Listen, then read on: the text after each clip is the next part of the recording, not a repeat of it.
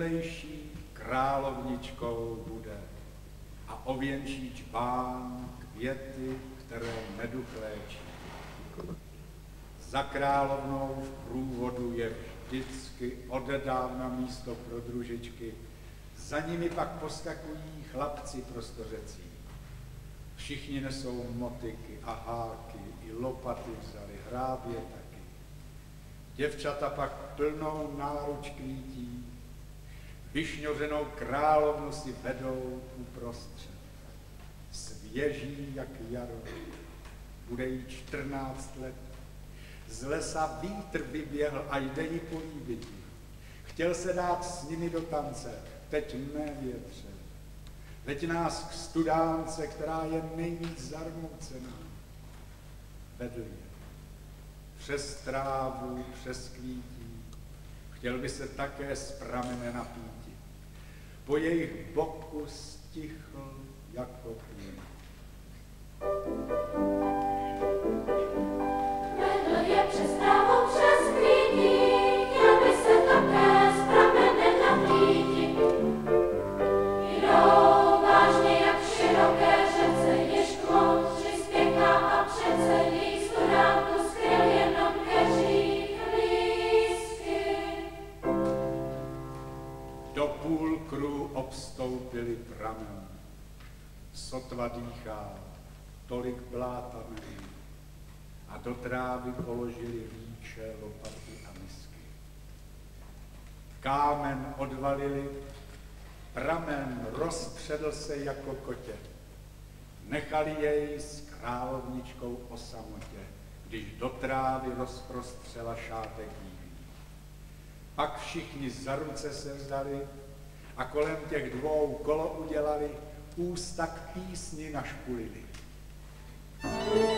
Krávomilá krávo, studá korbíku, krávomilá krávo, studá korbíku, proč tebe skalili, proč tě modili, krátké dny a dlouhé noci, bylej si sama bez pomoci.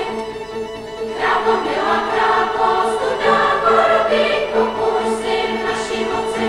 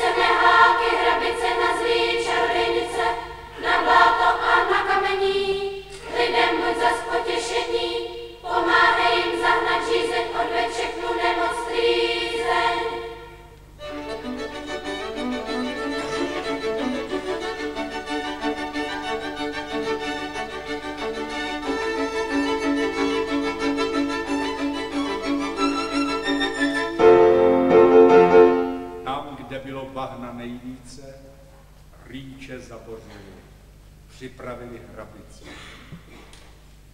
Kolik bylo na dně přesmutného kala.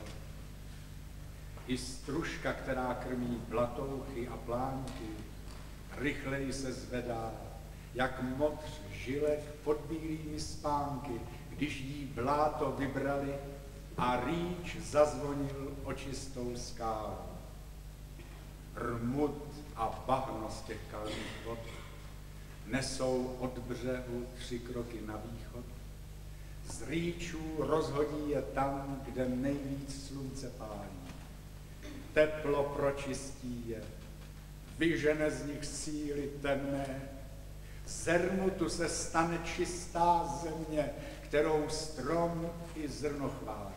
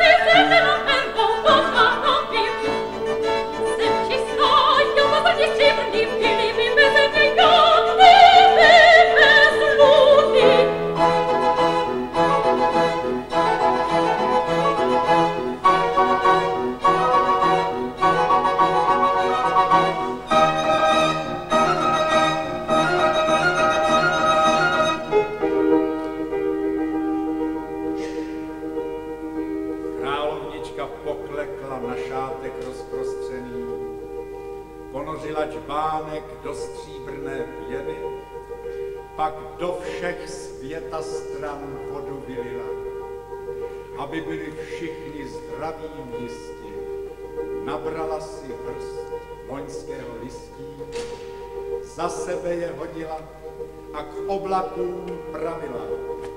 Svým noci zahaním, nemoci vyhaním, a ty větře, odnesi zraky, co znovu nosí, za lidi a zvířata, dialogy prosím, za hory i doliny, za ptaky povětří, všechny dobré ušetří, co se srdce litují, odpust jejich viny. Zdravě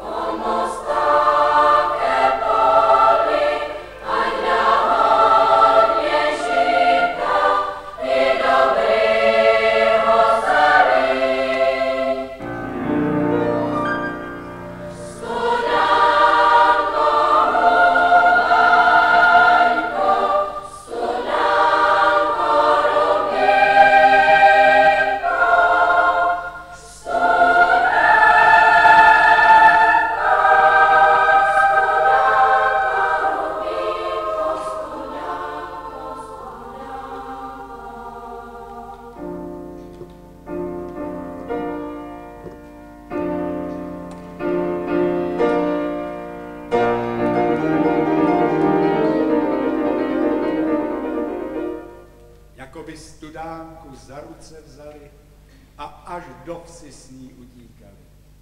Z plného džbánu dali koze ochutnat i ovci, májové vody studené, z lesního pramene u nás na Síkovci. Tak je to u nás každý rok v máji. Děti studánkám prameny, jak srdce zemi otvírají, aby i na horách byla hojnost úrody, aby pramen uživil potoky a řeky, z hlubin vynesl písek měkký a bystřiny jím překlenul na brody. Proto studánky musí být i v máji čisté, tak jako děti vy jste. I jim se stýskalo už po jaru. Nejedna studánka malá se o pramínek bála, aby nezapadla do kalu, do bláta a do kamení. Tak jako člověk do soužení. Ani trochu vláhy by v ní nezbylo. Vždyť každá studánka v lese na hladině nebe nese. Kdyby jí nebylo, o zem by se rozbila.